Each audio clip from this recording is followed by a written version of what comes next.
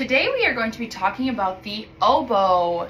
Much like our bassoon, we are going to open our oboe on a flat surface. First and foremost, we are going to talk about the reed and the embouchure. The reed is very, very delicate, and we want to handle this with care.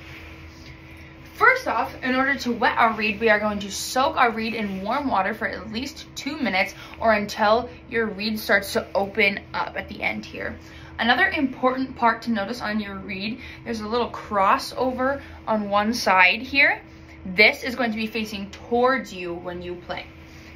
So, reminder to soak our reed for at least 2 minutes first. Next, we are going to grab our bell. It should look like this. Some of them might have holes. Those holes will go on the sides.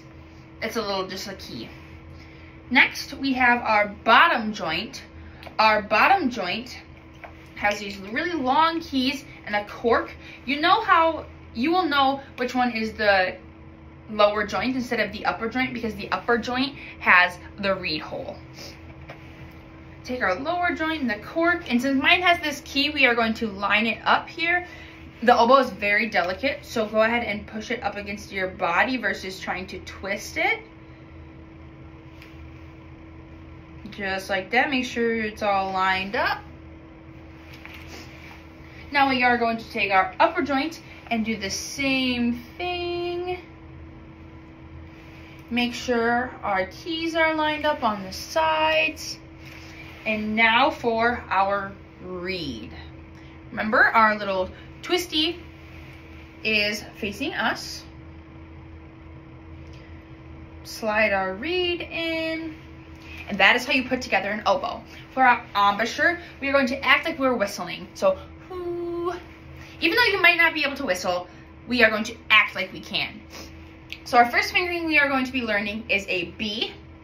Your left hand goes on your upper joint and your right hand goes on your lower joint. Your right thumb goes underneath your thumb rest. So our left finger, pointer finger, will be our B. Let me fix my reed. There we go.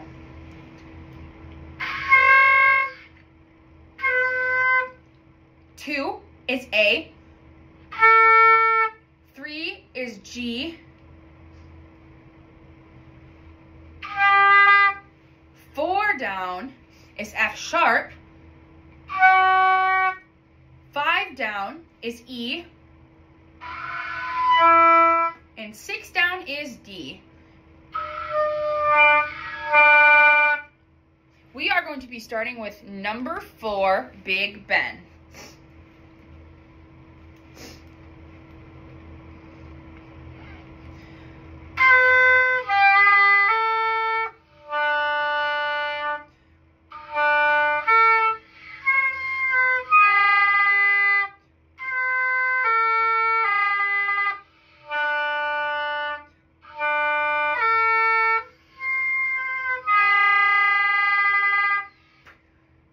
Next, number 5, Farajaka.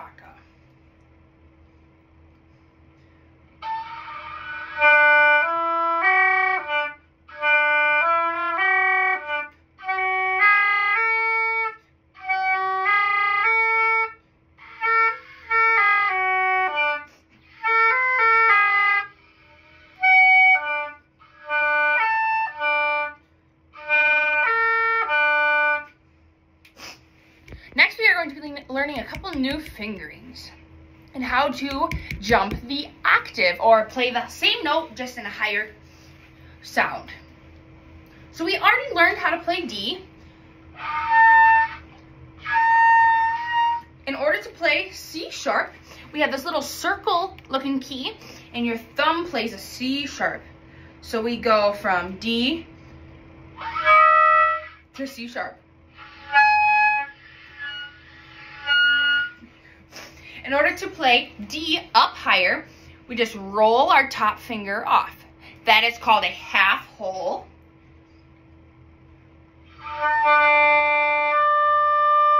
Beautiful. So let's play our C sharp, and it's the same thing. So C sharp has our little circle, and then we just lift our finger off.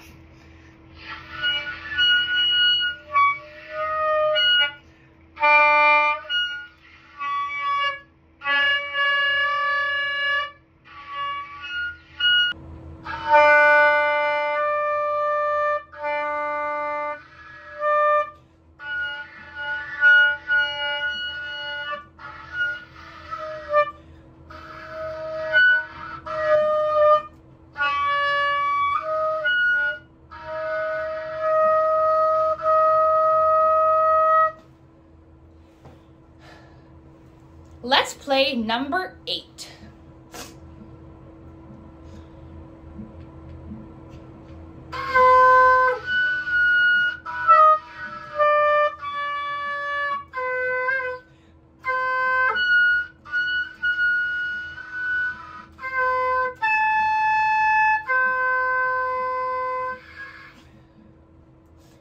And let's finally play number 9.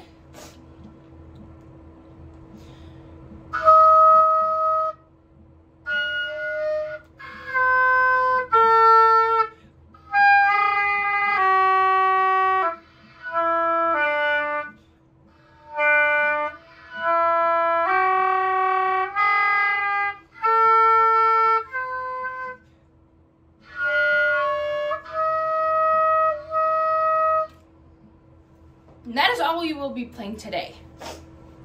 And to disassemble and swab out our oboe, we are first going to gently take out our reed. This might be a little hard sometimes, but we are always going to take it out from the cork because it is very easy to pull the staple out of the cork. And our our reed goes right back in our case. Fortunately, our oboe has kind of an easy swab out method. We're going to take our swab, unroll it. We have our little like hard aglet end like on the end of your shoe. And you're going to flip your oboe upside down. And this hard end is going to go in. Make sure there are no knots in your string or tangles in your fabric.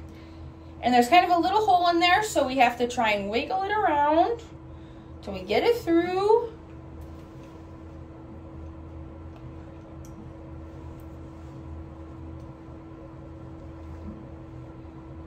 This is why it's very important to make sure that there are no tangles in your swab. And very carefully hold your oboe and pull the swab through. Then we are going to disassemble the exact opposite of how we assembled. So our upper joint, back in the case. Our lower joint, back in the case. And our bell. Before just throwing your swab in there, we want to make sure that it does not get tangled and knotted. So we are going to gently fold our swab in half, kind of like your shirts after the laundry. We're going to roll up the fabric.